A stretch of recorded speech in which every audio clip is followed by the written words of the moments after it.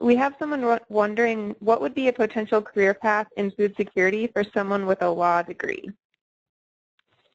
I would say right away there's big issues in agricultural development relating to land tenure and to tree tenure and to property rights and to, again, this enabling environment issue. It comes back to a question of regulations and the legal framework for whether or not we're enabling the kinds of behaviors that we want to see on farms and across rural landscapes.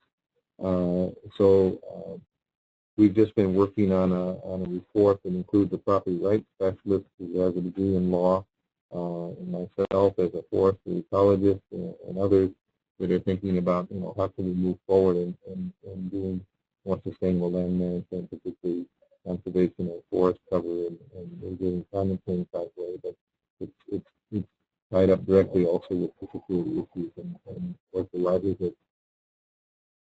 I wonder if I can add to that. There's what you learn in your degree, like a law degree, for example, which can be really useful. A lot of work currently in nutrition, around policy development, around regulation, and so on. It's exciting and new territory for many. But I would say that there's also an implicit way of thinking that different disciplines bring, and all of them can have a role. And I think back to work that I was doing in South Africa, bringing together North American and African companies for social impact. And we had a few engineers on staff. The mechanical engineer was really interested in fixing things, find something to troubleshoot and fix it.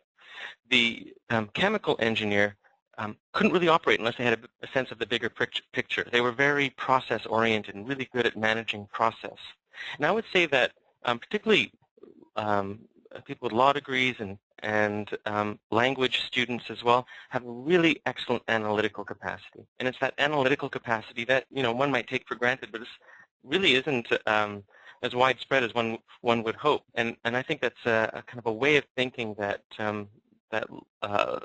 people with law degrees can bring to development. Really, really very helpful, very useful for the sector.